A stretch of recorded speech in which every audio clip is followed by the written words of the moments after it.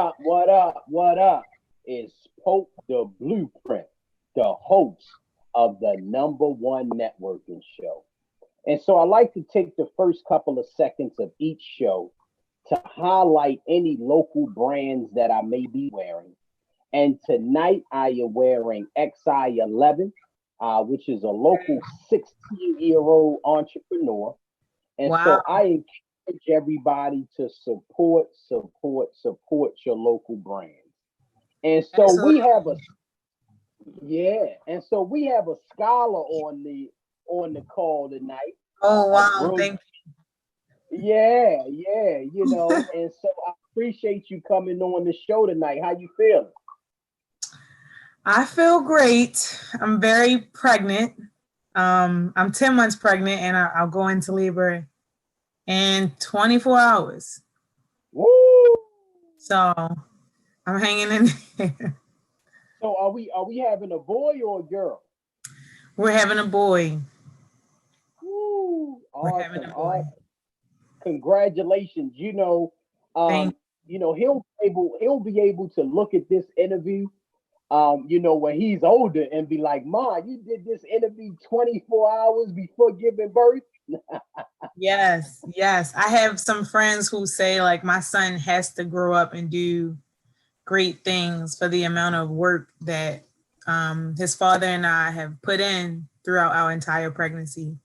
And not just our 9 to 5 work, but we've done a lot of creative work during this process. So he should come out really special. Yeah, yeah. So let's get into it, right? Before we get into the journey, if you can just introduce yourself, let everybody know where you're from and all you're involved in, and then we're getting ready to take it all the way back to day one. Okay. Um, so my name is Destiny Williams. Um, I wear many hats. The first hat I'm really proud to wear is that I'm a Black woman. It's my favorite um, about myself. I feel very blessed. I feel chosen. I feel highly favored to experience life as a Black woman. So it's like number one. Um, as far as the things that I do for income, my 9 to 5, I'm a senior development coordinator for the fund of Johns Hopkins Medicine. So I work in donor relations and stewardship and do some writing services for the dean of the School of Medicine at Johns Hopkins, as well as for the president of the university. I am a video personality, a plus size model. I am a writer. I am an editor for Silent Books Publishing. I am a great friend. I'm a mother to two. My daughter is 8, and my soon to be son, his birthday could be in the next few days, who knows. I am a partner to a wonderful Black man. Um, that would be me. And as far as my personality, I'm happy go lucky. I'm energetic, very friendly, very loving, very sociable. Um, yeah, so that's a synopsis of Destiny. You know what? It's a lot, right? It's a lot. And A lot. so, and that's why I'm excited to get into this journey.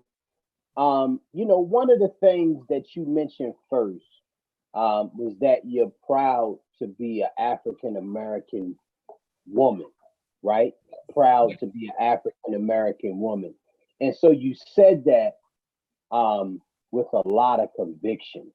We had a lot going on this year. What did that mean to you, right? Experiencing everything that we saw, what kind of stance did you take this year, and what type of reflection did you have that year? Because that really impacted me when you said that. I chose to take the stance of what I would call peace be still. Mm, And what it means to me is I learned to be present with myself and my Blackness, and understanding what that meant for me so that I could get closer to being useful in the world with all of these issues going on, and actually being resourceful and purposeful in what it is that God, has me to do. I actually a little bit about how just being still during this time meant to me and what it's like in my book. And I say that because I'm definitely one of those young Black people that kind of went through the experience of, I grew up in a Baptist church, I went to college, and then I learned all of these things about different religions in college, and then I got kind of rebellious against religion.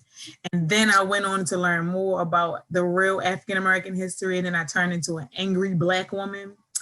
And then, yeah, so then I had channeled all of that anger into really digesting the greatness of our history, the struggle and what it really, really meant.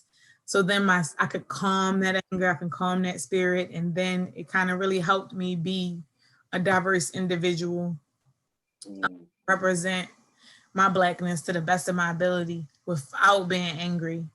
So then the current events of today, especially during this pandemic, led me to, Destiny, what does being present mean to you?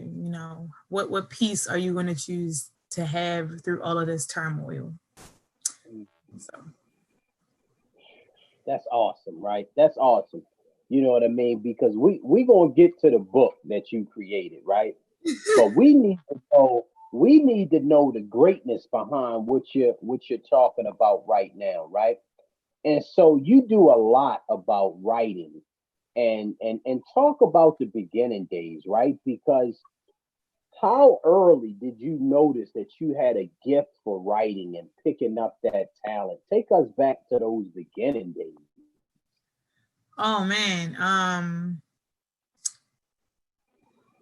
I would say I was raised to journal. I was raised by some really strong Black women, and I was encouraged to journal because as a child I had went through a lot of traumatic experiences.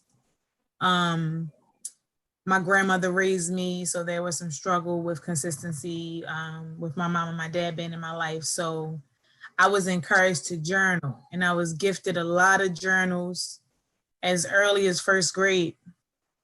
So I had been journaling all throughout my elementary experience. And then in middle school, I thought I wanted to be a rapper. So I used to write terrible rhymes in middle school. And then when I was a teenager, believe it or not, I had I've been to a lot of funerals, a lot of a neighborhood that died or just family members, and I was often asked to write a poem for the funeral service. So I was that friend or family member that would either speak or write something unique, which is still consistent to this day. So that's pretty much how writing started for me. And then I just was really good at it throughout high school and college. Writing got me my bachelor's degree. I'm a terrible test taker. I do not remember things well, but I can write. So all of the grades would come from my papers and not those tests. So that's deep, right? So in the journey of documenting how you felt and then transitioning to writing those poems, right? Now, like you said, it helps you cope with so much. As Absolutely. you develop later in life, was the idea of the book something that just came up, or was it an idea that you've kind of been thinking about for a while? Yeah, it was actually an idea that I've been thinking about for a while. So Mm, ironically, I was encouraged to write my book by a friend who I now work for. That's a different story. And I actually sat down for about 8 to 10 hours straight and together all of this content that I had been writing for about 2 years. From expressions from Instagram posts to short poems, from bad dating experiences. And I just had to come, home and just write it out, from to God, from me sitting at the park. So this project was in the works for about 2 years when it comes to the specific content that's in the book. It just so happened that this pandemic hit, and this was the perfect time for me to take that encouragement that I received from my friends seriously, and just sit with it and get it done. Now, what was that 10-hour period like? Was that a very emotional time? Because that's a long time to sit and ponder and pull out this information. What was that like? Yes, a very emotional time. Me being pregnant has a lot to do with it. So two things. So me being pregnant, and also once the pandemic hit, I was forced to work from home. I am a homebody. There is a story inside of my book called Home that explains that. So I get a lot of anxiety if I have to be at home for long periods of time. It's not my favorite place to be, but it is associated with some trauma that I experienced as a child. So when my job converted to us working from home, I began to dislike my job because everything that I admired about it, was at the physical place. I love traveling to the different campuses. I love mingling with my different colleagues. I love working on different projects with different people. And all of that went away. So then I didn't have anywhere, I didn't have a creative space or creative outlet when it came to my 9 to 5 like I used to. And then pregnant, this pregnancy is very different from my pregnancy with my 8-year-old. I was a lot younger. When you get older as a woman, pregnancy just hit different. And I didn't sleep at all. Like there were just restless nights, and I was just up for hours. Night, I just was like, I'm about to write this book.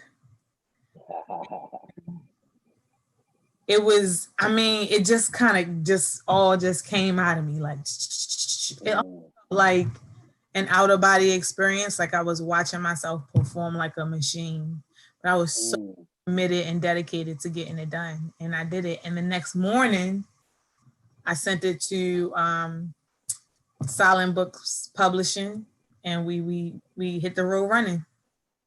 Now let people know the title of the book. The title of the book is Birthing the New. Funny story about the title. Now, we all know Michelle Obama. We all know Michelle Obama wrote a book. And for some reason, through my writing experience, her book and who she was completely left my brain, because my book was my book and everything I wanted to be was most important. And I wanted my book to be titled Becoming New. So my friend said to me, like, girl, you trying to compete with Michelle Obama? And I'm like, what are you talking about? She like, that's Michelle's book title. And I'm like, no, it's not. I was oblivious. Like I could totally forgot. She done a whole tour and everything. So I was like, okay, we'll land. I'll keep it Birthing the New. And the reason I wanted to have both terms is because becoming is the process, but new to me is the result of the process. In the book, I kind of explain that we're forever becoming, and we're forever birthing these new portions of ourselves, or the new versions of ourselves, right? But somewhere along the lines in adulthood, we get this false perception that one day you're going to ultimately become who you are, and then everything in life is going to make sense, and then you're not going to be stressed anymore. Your bills is going to be paid, your savings account is going to be great, and you're going to be traveling the world, and you're going to have everything that you desire. But no, there are just these ongoing stages of us birthing these new versions of ourselves and constantly becoming. And that's the beauty of it in life. It's not a negative thing. So a lot of times we associate that uncertainty about who we become in these different stages as a negative thing. And in my book, I really wanted to display it as something beautiful. You know what? I love that concept, right? Because a lot of times people are always waiting for that right moment to start something. You know what I Absolutely. mean? And that right moment may never come. Absolutely. Absolutely. May I mean, never. when I finally got that, oh, I felt like even more in love with myself. Mm, Fall more in love with your flaws, and you begin to understand your mistakes and how you make your mistakes and why you make your mistakes. Um, and then you learn to not apologize for that. You know, you apologize mm, if you hurt somebody in the process. You apologize if you cause confusion or misunderstanding, but you don't apologize for that becoming, that process, the birthing of who you are to become in the next level after that mistake. mm. Now talk about that process of becoming, like falling in love with your flaws, right? Because I think a lot of times people don't embrace them, because sometimes your flaws is what give you the strength not to go back to certain things in your life. And I mean, it's so many things that you can grab and grasp from embracing your flaws. Doing this process, what are some of the takeaways that you kind of embrace for yourself that either refresh you or make you see things different? It was several things. Number one, I had to stop relying on just myself to Mm, help me understand myself. And that might sound a little confusing, but I'm a perfectionist. So I'm always trying to speak perfectly or sit up perfectly. Um, I have that like cheerleader personality. I want to get things right. I'm an overachiever. So sometimes I would pressure myself with the expectation to have the know-how when it came to everything.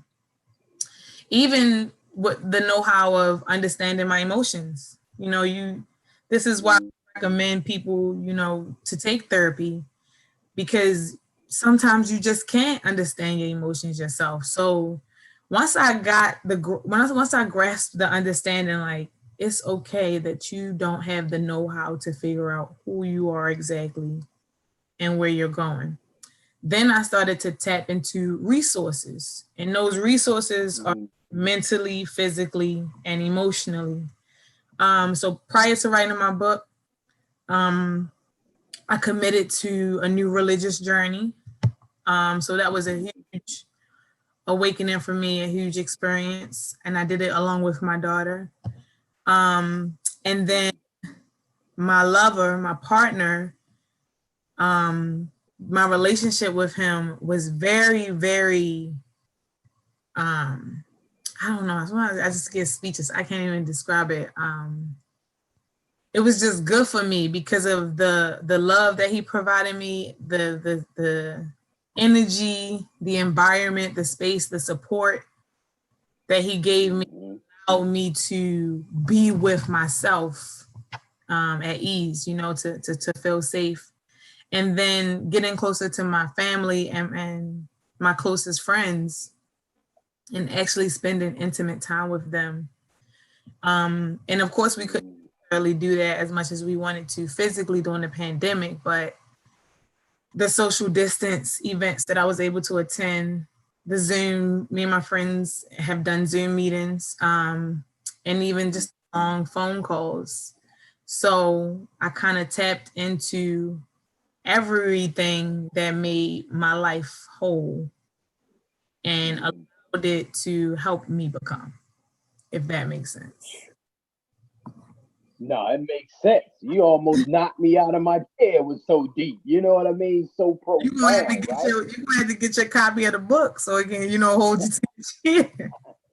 No, you know what? We definitely got to do that, right? And Yeah. so, being overcoming or walking through that journey of being a perfectionist, right? When you sat down to write the book and you were writing the book, did you kind of scrap it a couple times because you're like, no, this is not right. I got to do this differently? Or what was that journey within yourself during that perfectionist time?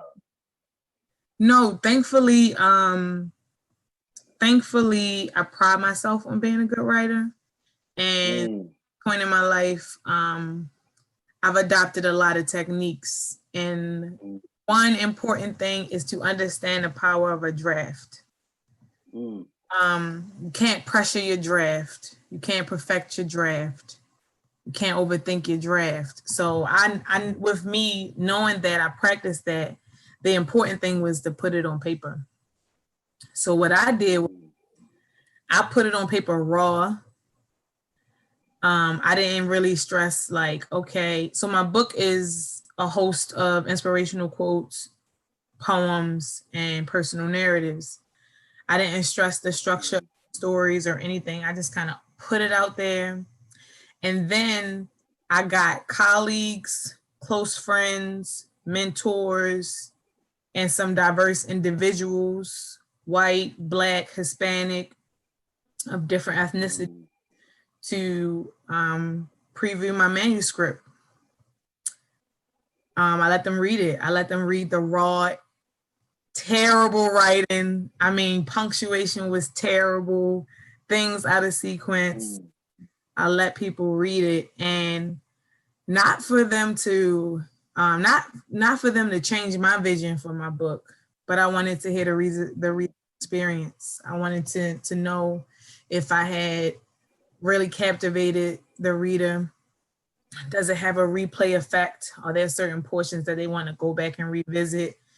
Is my readability, does it have readability? Even if they don't like what I'm saying, what concepts are they building from? So early on, you just gotta write. You can't worry about structure. You just gotta put it on paper. And I can't even count how many times I've read my book since it's been a thing. It's just that good, huh? It's just that good, huh? I love it. I love it. And that's another thing I do want to advise writers, that you gotta be in love with your project. If you get tired with your project, then you can't expect for someone to purchase it, purchase your literature or your content and have it live on a shelf with them if you got tired of it. That's a great point. That's a great point, because like you said, if it's from you and it's something that you invested time in, it should be timeless. You know what I mean? Yes. When did you know? When did you know that you had something that you feel will live forever, right? Was it after people were reading it, or when you were kind of documenting the process, you just felt it? When did that aha moment come from you? Like, this is it? Honestly, when way before I put Birth and the Need together, I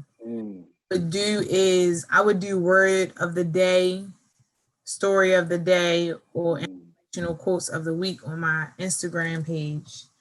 And I would get all kinds of DMs or comments and responses of how people could relate or how they needed to hear these words, or how much my page meant to their day-to-day well-being, or how much peace it gave their mentality. So I knew how my writing helped me just to release and get it out, and then to receive confirmation from so many, I mean, people I'm not even friends with, and how they would respond to it, and with such great love. I knew that I had something. And then I had people who I never even expressed that I wanted to become an author, and they would say, "The book coming out? When is the book coming out?" Yeah. That was amazing. Man, that's awesome there, because I feel like you're giving authors and future authors gems, right? Because you were really testing the market. Now, did you do that intentionally, or was that just something you were inspired to do just to put it out? Yeah, I also it's a quote in my book that says, "I wholeheartedly believe in the inspiration of people. Everything that I do is to inspire someone." So Mhm. never a marketing strategy. It was never intentional. It was just what I enjoy doing. You know, I would have words mean a lot to me. Words mean a whole lot to me. So whatever came to mind, I would just write something encouraging. Or I was having a moment and I needed to bring myself out of it, I would write something encouraging and I would just post it. You know what? You know what I love about that, right? Is just how organic that was. Yeah. Because a lot of times, like you said, people are quote unquote putting on for the gram. They're trying to generate likes.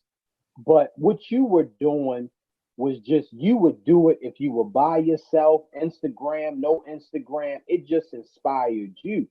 So I know this book is going to take off, because it's just something that's going to flow, and Thank people are going to, you. yeah, people going to get that same reception, because it's just organic. You can't, it's just certain things you can't make up. You just got to let it flow, right? When I started this podcast, it was just organic. I didn't do it for the likes, I didn't do it for anything. It was an idea that I had, that I wanted to highlight Black businesses across the globe.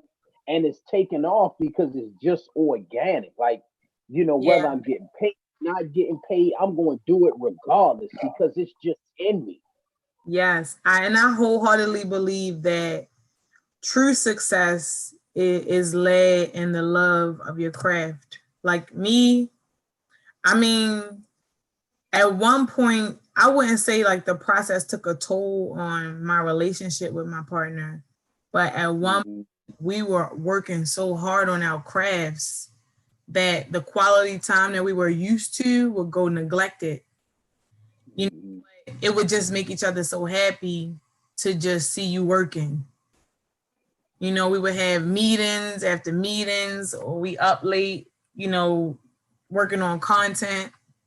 But it's the love that drives you, and make all of those sacrifices with, you can make them with ease. It's no stress. And it is a lot. It's a lot of sacrifice. It's a lot of a lot of things done for free. It reminds me of how everybody is on this get rich quick path these days. So while at the same time, any smart person right now, you want to get yourself acclimated with the knowledge on how to freak the market, right? How to Yeah, make it, yeah, how to make it work in your best interest, but at the same time, people are putting in the work, and there's yeah. a lot of stuff that goes unpaid for. A lot of time that just can't even have a price, and people, you think that they got all these accolades from just a product that they developed. No, they earned it from everything Yeah. they put in for free. Before the product even hit the market, I've invested, I would say, I've been doing my calculations. I think so far I have invested 1,500-ish into my book, and I still got more money to spend. Yeah. You know, to finalize the process. So, and I live, you know, check to check.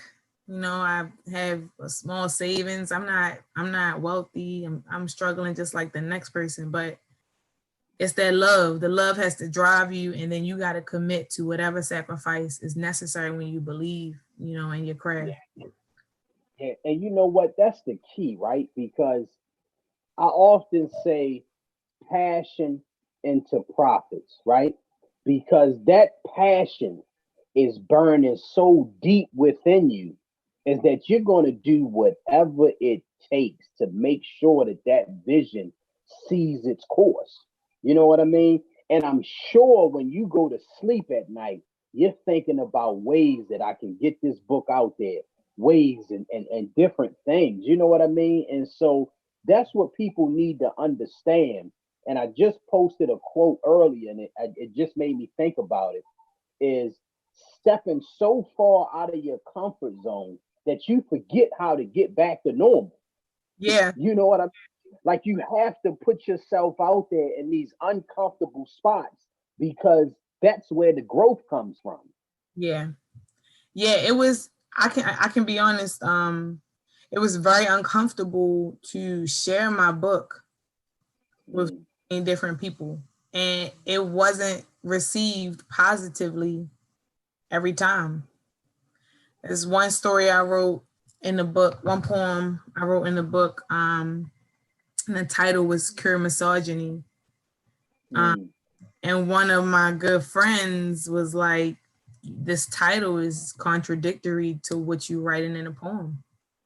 mm, And then it also made me tap into like, am I insulting men in a way that I shouldn't be? Or am I insulting survivors who have been abused by you know, misogynistic men? Am I giving this false perception off? Am I not doing women justice? mm. Because I think this poem sounds good and it's cool and it makes sense. It didn't feel good, you know, for it to be received in that way and for it to bring about all of those questions. And then I also had an experience where someone said, I'm not interested, you know, in reading something so personal.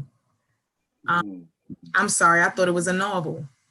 So the nose, you know, like it's not pretty. The process is not always pretty. You get doors shut in your face. You got people, you know, questioning what you think is great, and you gotta stand 10 toes down. You gotta believe in it, and you gotta reassure yourself what it is that you believe about what you're doing. Yeah, you know what? I'm inspired and I'm laughing at the same time because we all go through the same thing, right? Yeah. You know what I mean? Like I reach out to people and I'm like, man, this is such a great idea. You should come on Thinking the they're gonna help show. you, right? Yeah, and then people like, nah, or they just leave you on scene. You know what I mean? Never respond. And you know what I mean? It's just you have to find a way to reshift that energy as fuel to the fire to just burn and keep going, right? Because some will, some won't. So what? Like some people may see the vision now, some people may never see it, or some people may see it down the line. But whatever the case may be, I see it now, and Yeah. I'm gonna go get it. And it's important to make sure that those moments are teachable moments for you. Digest it. Mm, In my book, I say during the journey on the road to becoming, digest each finding. mm, Um, and the no's, the doors that shut in your face, the people who don't support you, the friends who don't buy your book, the family who don't buy your book. Digest those things and allow them to be teachable moments. And the teachable moments, sometimes it's about you understanding that people have a right to choose. Number one, yeah. you know, people have a right to choose. Get rid of the expectation of certain individuals that you think going to rock for you. You know, there are people who shouted for me to write a book and they haven't ordered a copy. You know, and that's okay. But understand that there is a market for you. You know, that's where it comes, where you got to educate yourself on business if you desire to have something great and for it to become profitable. You find your market, you know, and you honor that market, you celebrate them, you thank them, and you serve them well. And don't hold no grudges against those people who, you know, told you no or wasn't supportive, because they had the right to choose and they wasn't the right ones for the vision. You said a lot, right? Because the thing about it is, like you said, the expectations that you put, you need to just release them. Yes. You need to find your market, because it's billions and billions of people in the world.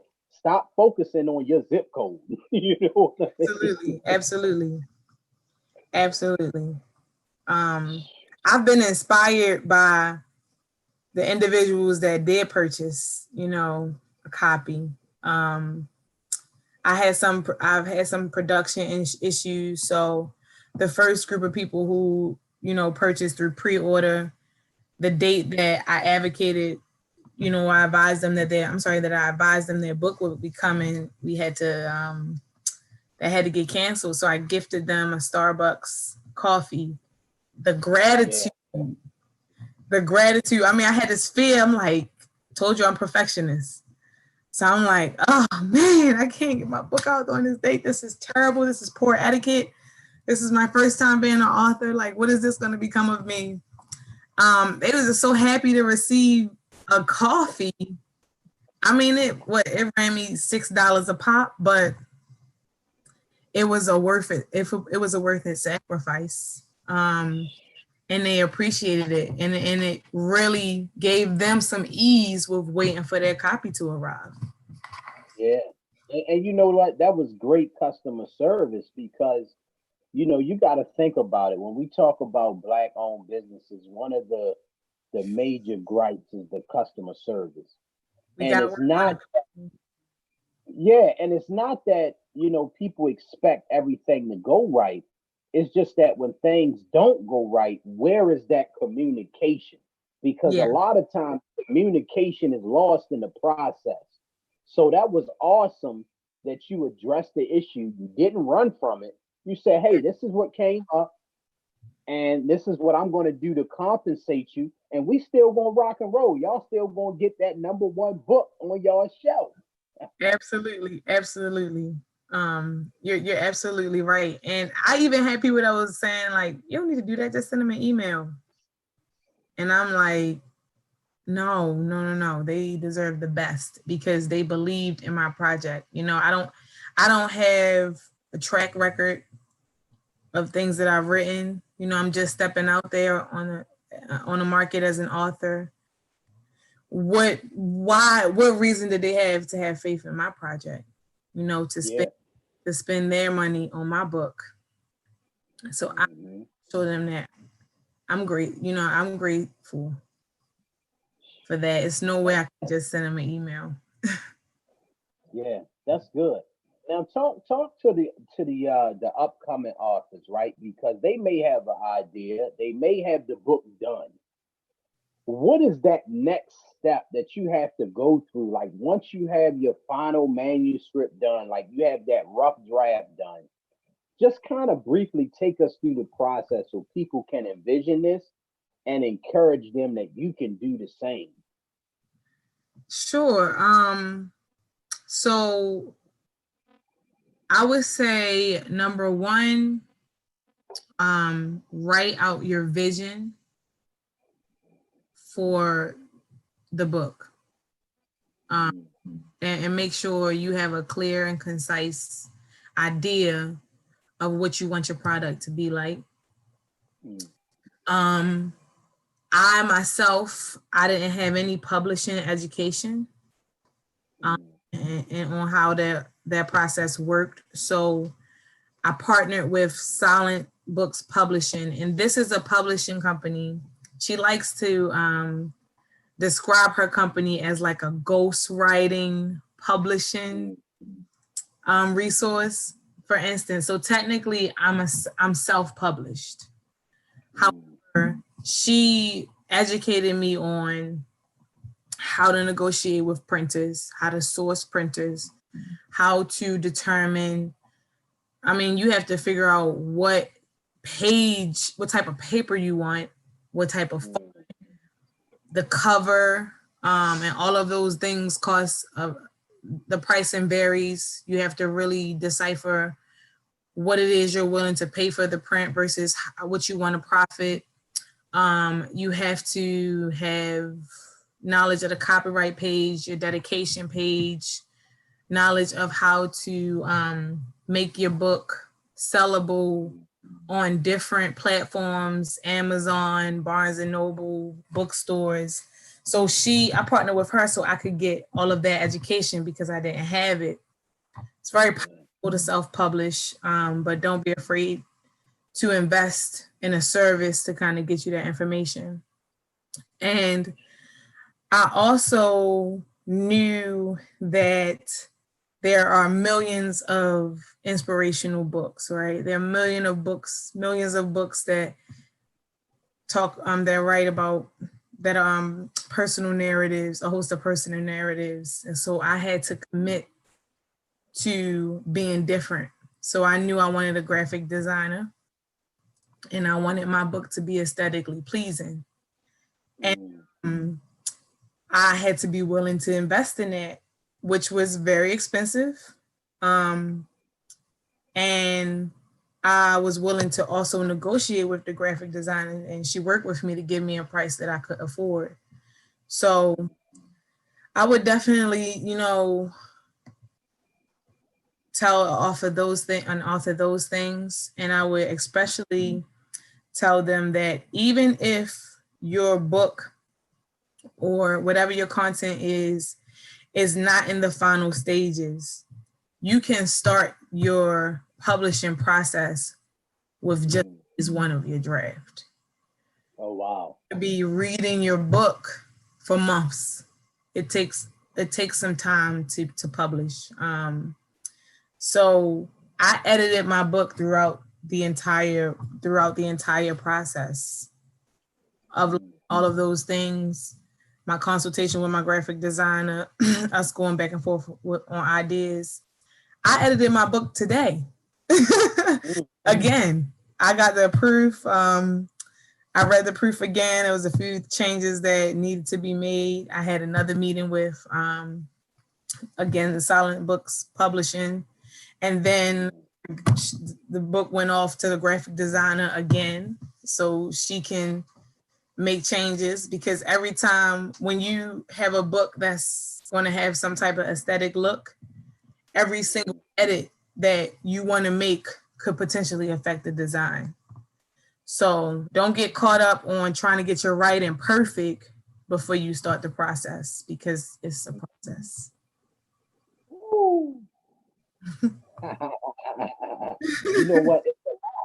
It's a lot. And I'm sure this whole process tested your vision, right? I mean, tested how bad you want this book to come through. Yeah, it was, there were some moments where I got discouraged because I couldn't get the cover right. I couldn't get the cover. Originally, my partner helped me come up with this idea of evolution. So thinking about having my baby picture morph into a picture of me as an adult, from the front cover of the book to the back cover of the book. That was an idea. And then I was like, I just want a plain book. I don't even want no design. I just want a plain book, velvet, with a ribbon. And then one of my good friends who was an author, he was like, how are you going to compete at a book fair with all of these other authors if you just got a plain velvet book and nobody knows who you are? And that was discouraging, because I was like, this is what I want in my heart, and it makes sense to me. And then even when I was, given the opportunity to have those things, it made sense why I wasn't right. And I got discouraged. Because I felt like, man, my idea was a bad idea, and now I can't come up with another one. So it took us about 2.5 months to land on the cover of the book. We went from hardback, softback, matte, artwork, black and white, some color, die cut, graphic wording. I mean, it took about 2.5 months for us to say, this is it. This is it. And another, that's awesome. Yeah, go ahead. My team cared about my project. Even though I paid, I paid for the services, for the publishing information. We kind of came up with an agreement, and then I paid for my graphic designer. They were still committed to my project just as much as I was, and they cared about it, and they fell in love with it themselves. So the going back and forth, they didn't mind, so you got to be kind of careful who you partner with and who you invest your money in, because you can easily partner with a publishing company that's not going to give you any editing services, that's not going to give you any writing or assistance. They just going to print your book. You can get a graphic designer that's going to give you a logo, and that's it. They're not going to allow you to make or request all of the different changes that I did. So I was really... How did you come across this publishing company? Was it through a process of elimination, a recommendation, or how did that process work? So, I am very much a socialite. So actually became friends through a mutual friend. I met her at either an event or a friend's house. And she learned of my 9-to-5 position for Johns Hopkins. And she would occasionally ask me, she's a writer herself and she's an author. She would just ask me to read some of her work and edit it for her. And throughout the pandemic, she has submitted a few articles, and I edited her articles for her and helped her rework them. And she was impressed. She was so impressed with my work. She asked me to come onto her company so she offered me the job as an editor. And then I said, well, tell me about your company. So when she explained everything about her company, I said, okay. And she was like, when you're ready to write your book, let me know. So when she told me about the charges of what she charged to, assist new writers and new authors, I was like, how about I work for free for a few months? Edit some projects for you for a few months and work for free, and you help me publish my book. And she was like, deal. And I had to work for free. It was tough. Man, that first job I had with her, it was a tough job. It was a tough job. We had to work on a book and kind of explain to the writer that there's a difference between writing services and editing services. And when you pay for an editing service, your work should already be written. And this person needed some great writing assistance. And oh man, it was not a breeze. It was definitely hard work, but I got what I needed for my project. Mm. Yeah. Now let's pause there for a second because that was a pivotal moment because a lot of times people think you always need money. Like we need money to live. But there comes a point where sometimes your vision is so big that you need to find other creative ways to get it done, right? Absolutely. And so Absolutely. you could have said, all right, well, let me go ahead and save up. Let me go ahead and do this. But you were using your mind, you were using your negotiating skills. And yes, you had to make a sacrifice, but the sacrifice is setting you up for success. Absolutely. You can't be afraid to ask. Mm, Um, that's something I take pride in. That's something I live by. I'm not afraid to ask. And you gotta be resourceful in thinking of how you can make things work for you. So even though, I didn't spend any tangible dollars, I had to still work my 9 to 5, still take care of my daughter, still be pregnant, still take care of my partner, still take care of my household, still finish writing my book and editing my book, and then also editing this other project. So it was work. It cost me a lot. It cost me a lot, but you have to just don't be afraid to ask for help. And make sure I didn't ask for her to help me for free. yeah. I put something on the table. I offered something. And that goes into, the old saying, you got to use what you got to get what you want. Yeah. God gives us so many talents. So many talents. Mhm. The world will make us think that we need money. That we Yeah. need money. Like you just gotta tap into your greatness, tap into what your gift is and use it. Mm. I could talk to you all night, right? Um, because I mean you're giving so much great insight for every industry, right? I mean, we're talking about your book, we're talking about the vision, but when people listen to this interview, they'll be able to take these principles and apply them in any industry, That's what you know? it's all about Yeah, sharing. yeah. So when people get this book, right, and people read this book, what are some of the things before we go? What are some of the things that you want people to take away from this experience and this journey that you put together? I definitely want to encourage anyone who reads this book to be patient with themselves and fall Mm, in love with every version of who you are every step of the way.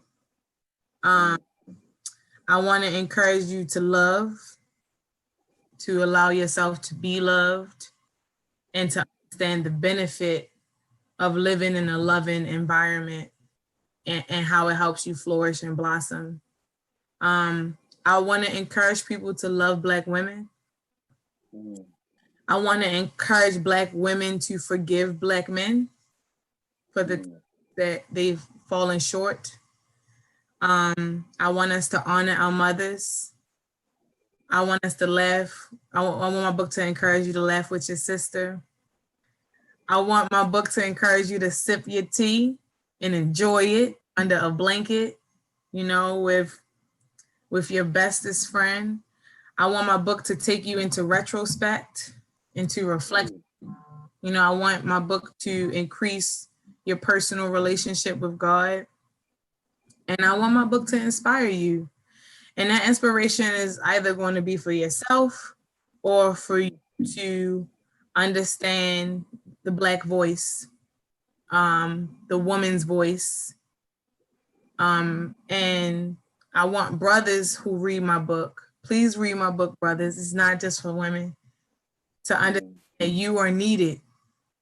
You are needed. That's why I talk about my lover in my book a lot, because he's very much a part of the foundation of the peace that I had in order for me to birth this great project. he and he's a dope brother because we had him on the show, so I know who you're Yes, talking about, right? yes, yes, And yes, yes. so he's awesome. He's a creative mind. He's working on a lot himself, and so I'm glad I can see why he's so inspired because he has someone great that he can share those ideas with. And like when you mentioned earlier, like you guys are both working on things, and I see what he's doing and the content that he's putting out. Like he's working is just as hard as you. You know what Yeah, I mean? And so that's a perfect union. So I wish you guys much success. thank you, Um, thank you, thank you you. know, and so let people know two things before we go. Let people know where they can, support you, follow you at, purchase the book, follow the journey, give all of that, right? And then we're going to leave on one final word of encouragement, and then we'll leave on that word of encouragement. Sure. So right now, you can pre-order Birth in the New by Destiny Williams, myself.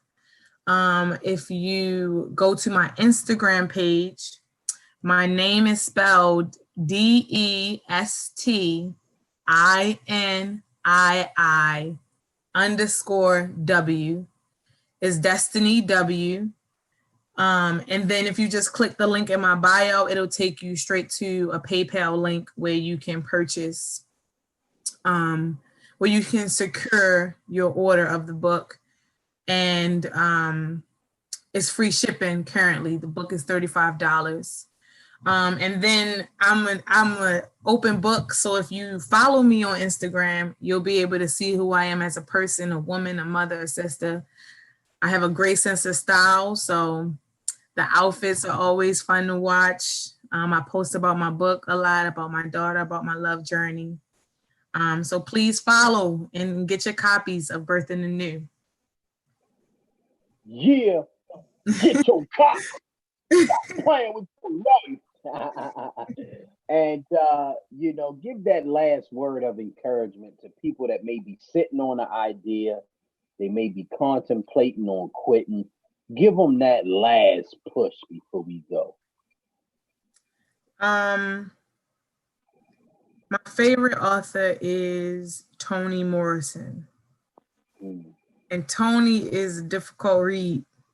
She's a difficult read, but if you take your time and you learn her and you sit with it, she'll teach you a lot about yourself. Her book Home taught me that home is within myself. And the word of encouragement that I want to leave with you all is you have to take care of you so that you can reap the benefits of what God has for you, and so that your people can do so as well. And do so with no fear, only love. Mm. Y'all heard it here first. And so, congratulations. When this interview come out, you may be in the process of delivering a new baby boy. Oh, Um, pray for me, pray for me. yeah, we're gonna pray for you over on this side. So Thank thank you so much for sharing, being open, being humble enough to come on this platform. Absolutely, And my pleasure. yeah, and you're welcome anytime to come back, when you're working on another 38,000 books, you know. Yes, more to come, more to come. Put it into my Yeah, existence. yeah, yeah. So thank you so much. Tell the family I said Absolutely. hello and much success to you. Peace, love, and blessings. Thank you. Bye.